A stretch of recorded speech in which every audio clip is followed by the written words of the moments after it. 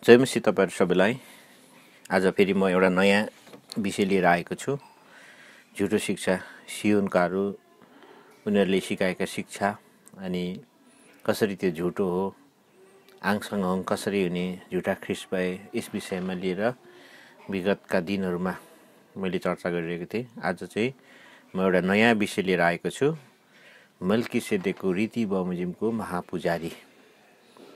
अनि यिनीहरूले मल्कीसेदेकको रीति बमोजिमको महापुजारी प्रभु यीशु होइनन्, तर आङसँग हो भनेर गलत अर्थ लगाइरहेको हुन्छ।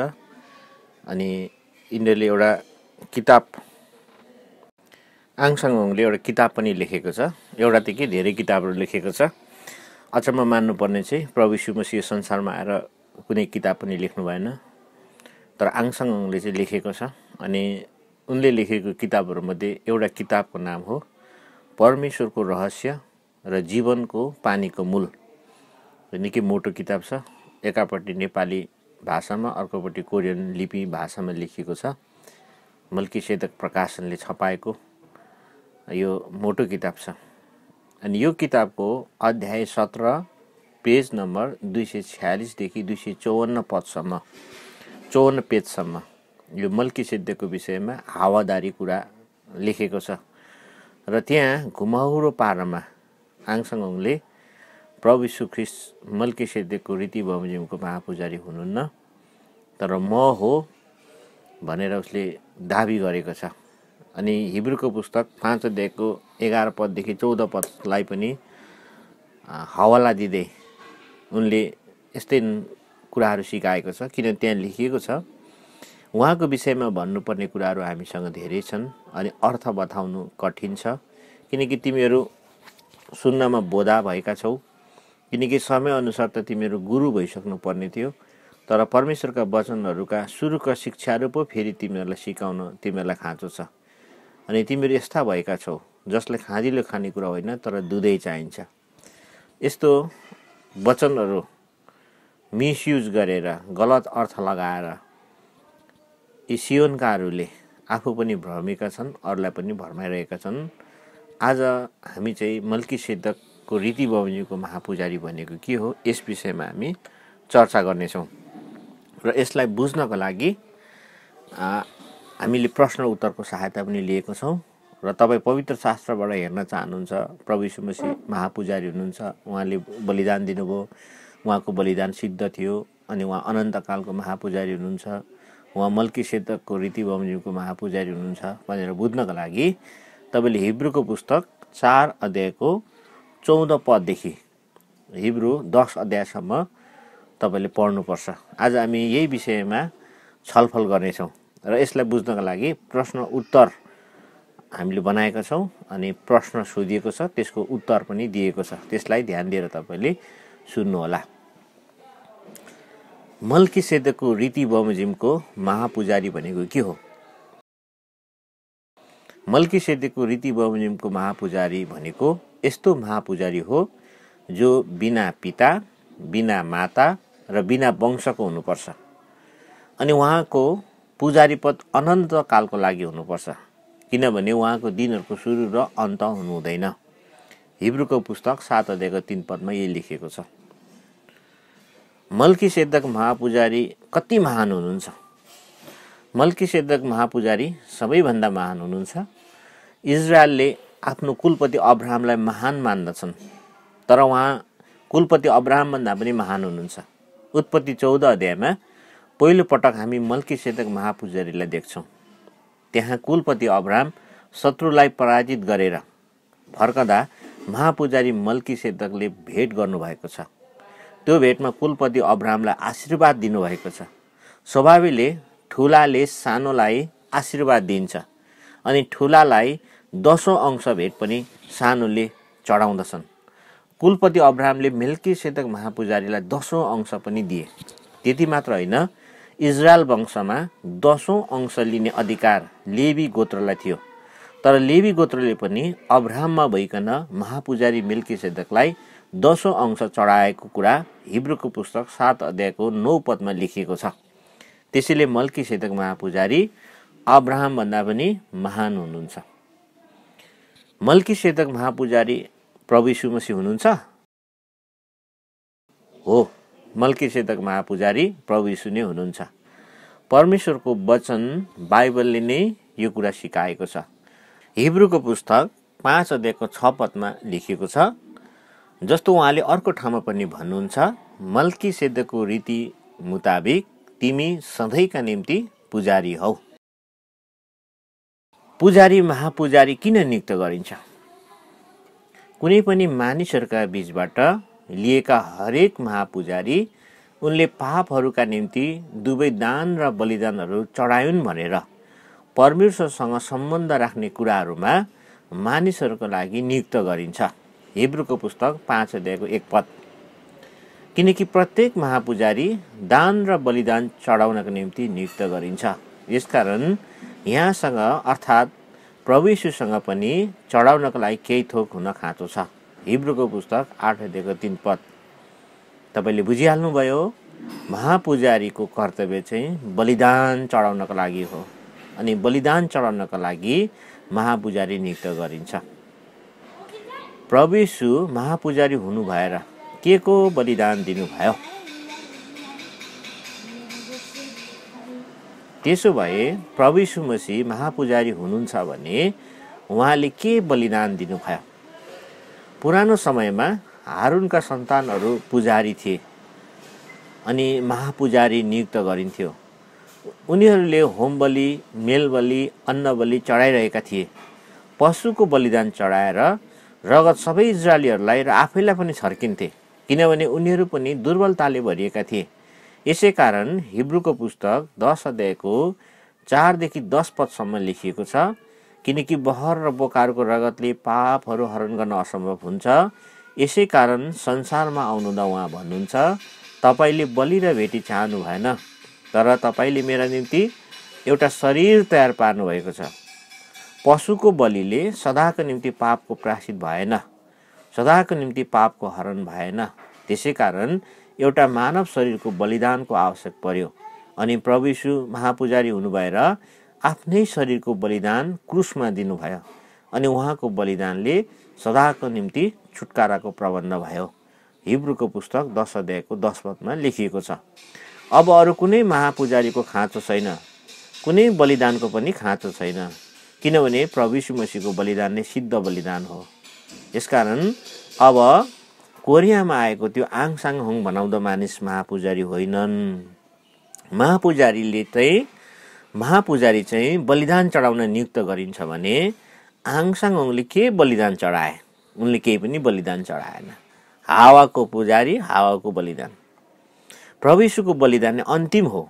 उहाँको सिद्ध बलिदानले सदाको निम्ति छुटकारा ल्याएपछि अर्को बलिदान र अर्को पुजारीको खाँचो छैन। त्यसैले आङसाङ होङ झुटा ख्रिस्ट, झुटा पुजारी हुन्। यिनी चाहिँ शैतानले चलाएको एजेन्ट हो। प्रभु यीशु मल्कीसेदकको रीति बमोजिम अनन्त कालको महापुजारी कसरी हुनुभयो? हो, पुरानो जमानाको कुनै पनि पुजारी सदाको लागि थिएन, किनभने मृत्युमा गएपछि उनीहरूको पुजारी पद खोसिन्थ्यो। हिब्रूको पुस्तक 7 अध्यायको 23 पदमा यही कुरा लेखिएको छ। अनि ती संसारिक महापुजारी मृत्युमा गएपछि उनीहरूको पुजारी पद सकिन्थ्यो, तर मल्कीसेदक महापुजारी त अनन्तको लागि हो। प्रभु यीशु मसीह क्रुसमा आफैलाई बलिदान दिनु भएर मर्नुभयो, गाडिनुभयो, अनि तेस्रो दिनमा जी उठ्नुभयो। अब उहाँ अनन्तकालको लागि जीवित हुनुहुन्छ। यसै कारण उहाँ अनन्तका लागि मल्कीसेदक महापुजारी हुनुहुन्छ। उहाँको अदल बदल हुने पुजारी पद होइन। हिब्रूको पुस्तक 7 अध्यायको 24 पद। परमेश्वर पितासँग मिलाप गर्न प्रभु यीशु मल्कीसेदक महापुजारीद्वारा भएर आउनुपर्छ, अनि जो प्रभु यीशु मसीहद्वारा परमेश्वरसँग मिलाप गर्न आउँछ उसले पापको क्षमा पाउँछ, छुटकारा पाउँछ, परमेश्वर पितासँग उसको अनन्त मिलाप हुन्छ। हिब्रूको पुस्तक 7 अध्यायको 25 पद। उहाँ अहिले पनि पिताको दाहिने हाततर्फ रहेर हाम्रो लागि अन्तर्विन्ती गरिरहनु भएको छ। कल्भरी क्रुसमा प्राण त्याग्ने बेलामा उहाँले, हे पिता, यिनीहरूले केही जान्दैनन्, यिनीहरूलाई क्षमा गरिदिनुहोस् भनेर बिन्ती गरिदिनु भयो, अनि उहाँको बिन्तीलाई पिताले सुन्नुभयो। जसकारण आज संसारमा हामीले पापहरूको क्षमा प्रभु यीशु मसीहको रगतद्वारा पाउने भएका छौँ। क्रुसको मृत्युसम्म पनि प्रभु यीशु मसीह आज्ञाकारी हुनुभयो। यसकारण पिताले पुत्रको हरेक बिन्तीलाई सुन्नुहुन्छ। मल्कीसेदक महापुजारी त बिना पिता, बिना माता र बिना वंशको हुनुपर्छ भनेर बाइबलमा भनेको छ। प्रभु यीशु कसरी बिना पिता र बिना माता अनि बिना वंशको हुनुभयो? प्रभु यीशु सृष्टिकर्ता हुनुहुन्छ। उहाँको पिता र माता हुने कुरै भएन। उहाँ यस संसारमा आउनुहुँदा जन्म दिने आमालाई पनि कहिले आमा भन्नु भएन, बरु उहाँले त्यसको सट्टामा हे नारी भन्नुभयो।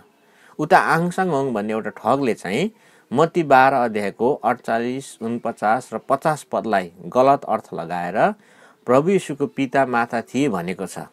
त्यहाँ प्रभु यीशुले जसले स्वर्गीय पिताको इच्छा पालन गर्छ उही मेरो माता, पिता र भाइ बहिनी हुन् भन्नुभएको थियो। त्यो कुन सन्दर्भमा भन्नुभएको हो त्यो महत्त्वपूर्ण कुरा हो। स्वभावैले मानिसले आफ्ना परिवारका सदस्यहरूलाई प्रेम गर्दछन्, समय दिन्छन्, तर प्रभु यीशुले पिता कति महान हुनुहुन्छ भनेर दर्शाउँदै पिताको इच्छा पालन गर्नेहरू मात्र मेरा आफन्तहरू हुन् र म उनीहरूलाई प्रेम गर्छु र उनीहरूलाई समय दिन्छु भन्नुभएको हो। तर कोरियामा आएको त्यो नक्कली ख्रिस्ट आङसाङहोङको बाउ र आमा बुद्ध धर्म मान्ने भएकाले उनीहरूले स्वर्गीय पिताको इच्छा पालन गरेनन्। त्यसकारणले नक्कली ख्रिस्ट आङसाङहोङको बाउ र आमा तिनीहरू भएनन् अरे। मत्ती 12 को 48 र 49, 50 पद अनुसार। यसरी हाँसउठ्दो प्रकारले यिनीहरूले बाइबलको वचन गलत अर्थ लगाएका छन्। वचन त शुद्ध छ सधैँ, वचन सधैँ सत्य छ, तर सत्य वचनलाई बङ्गाएर गलत अर्थ लगाउने काम चाहिँ शैतानको हो। त्यसैले मत्ती 12 को 48 देखि 50 पदलाई यिनीहरूले गलत अर्थ लगाएर आङसाङहोङलाई बिना पिता र बिना माताको भनेको छ। प्रभु यीशु स्वयं परमेश्वर हुनुहुन्छ। उहाँको कुनै पिता र माता हुने कुरै भएन, उहाँको कुनै वंश पनि हुने भएन। यसैले हामी बुझ्नुपर्छ प्रभु यीशु मसीह बिना पिता, बिना माता र बिना वंशका हुनुहुन्छ अनि उहाँ मल्कीसेदकको रीति बमोजिम सदाको निम्ति महापुजारी हुनुहुन्छ। तपाईहरुलाई म प्रभु यीशु मसीहको बलिदान चाहिँ सिद्ध बलिदान हो, अब उसको कुनै बलिदान र कुनै पुजारीको खाँचो छैन भनेर बुझ्नका लागि एउटा उदाहरण म तपाईलाई दिन्छु। कुनै एकजना मानिसलाई उसको टाउको साह्रै नराम्रो गरी दुख्छ, त्यो पनि निरन्तर। अनि त्यो मानिसले त्यो टाउको दुखाइबाट, त्यो पीडाबाट सदाको निम्ति छुटकारा चाहन्छ, तर उपाय छैन। त्यसको लागि उसले पेन किलर दबाई खान्छ। अनि पेन किलर दबाई खाएको 8 घण्टासम्म उसको पीडा त हट्छ, तर छुटकारा पाएको हुँदैन। अनि फेरि अर्को 8 घण्टा दबाई खान्छ अनि अर्को 8 घण्टाको लागि दबाईले काम गर्छ। तर कहिलेसम्म यसरी निरन्तर दबाई खाइरहने? उसलाई सदाको निम्ति छुटकारा चाहिएको छ। एक दिन त्यो मान्छे न्युरो हस्पिटल जान्छ अनि न्युरो सर्जन डाक्टरले उसको टाउकोमा ट्युमर पलाएको बताउँछ। अनि त्यो ट्युमरलाई अपरेसन गरेर फालिदियो भने सदाको निम्ति टाउको दुख्ने यो पीडाबाट छुटकारा पाइन्छ भनेर सल्लाह दिन्छ। अनि सोही मुताबिक त्यो मानिसको अपरेसन हुन्छ अनि उसको टाउकोबाट त्यो ट्युमर काटेर फालिन्छ अनि सदाको निम्ति त्यो मान्छेले टाउको दुख्ने पीडाबाट छुटकारा पाउँछ अनि उसले 8-8 घण्टामा दबाई खाइराख्नु पर्दैन। त्यस्तै पुरानो जमानामा हारुन वंशका पुजारीहरू थिए। उनीहरूले बिहान बेलुका बलिदानहरू चढाइरहेकै थिए, तर उनीहरूको बलिदानले छुटकारा भएन। त्यो पेन किलर खाए जस्तै मात्रै भयो। तर प्रभु यीशुको निर्दोष शरीरको एकैचोटिको बलिदानले सदाको निम्ति पापको प्रायश्चित भयो। अब कुनै बलिदान, कुनै पुजारीको आवश्यकता परेन। प्रभु यीशु मसीह मृत्युबाट जिउनु भएको कारणले उहाँ सदाको निम्ति महापुजारी हुनुहुन्छ। पिताको दाहिनातर्फ रहेर हाम्रो निम्ति अन्तर् बिन्ती गरिराख्नु भएको छ। उहाँ मल्कीसेदकको रीति बमोजिम उहाँ सदाको निम्ति महापुजारी हुनुहुन्छ। यति सामान्य जानकारी पनि एसियनकाहरूलाई थाहा छैन। त्यसैले प्रभु यीशु मसीहको बलिदानलाई अधुरो भनेर अर्को महापुजारी आङसाङहोङको प्रचारले धुमधाम गरिरहेका छन्। अनि यिनीहरूले हिब्रूको पुस्तक 8 अध्यायको 3 पद, हिब्रूको पुस्तक 5 अध्यायको 1 पद राम्ररी पढ्यो भने यिनीहरूले बुझ्ने थियो होला। तर त्यहाँ लेखिएको छ किनभने बलिदान चढाउनको लागि पुजारी नियुक्त गरिन्छ। तर आङसाङहोङले केही पनि बलिदान चढाएनन्। अनि यिनको बाबुआमा पनि थिए अनि यिनी महापुजारी पनि होइन। तर आङसाङहोङले कुनै बलिदान चढाएनन् पनि, यिनी महापुजारी पनि होइनन्। बरु यिनी चाहिँ मरेर गए। यिनको चिहान अझै पनि छ। यिनको लास कुहिएर गएको छ। 1000 सालको राज्य पछाडि यिनको शरीर पनि बोरी उठ्नेछ। त्यसपछि दण्डको लागि यिनी न्यायमा जानुपर्नेछ। यो कुरो यिनीहरूले बुझेको छैन। त्यस कारणले हामीले यो कुरो बुझ्नुपर्छ। हाम्रो प्रभु यीशु मसीह नै मल्कीसेदेकको रीति बमोजिमको महापुजारी हुनुहुन्छ। उहाँले आफ्नो शरीरको एकैचोटिको बलिदानले सदाका निम्ति छुटकारा दिनुभयो। हिब्रूको पुस्तक 10 अध्यायको 10 पद अनुसार अब उसको कुनै बलिदान, कुनै पुजारीको खाँचो छैन।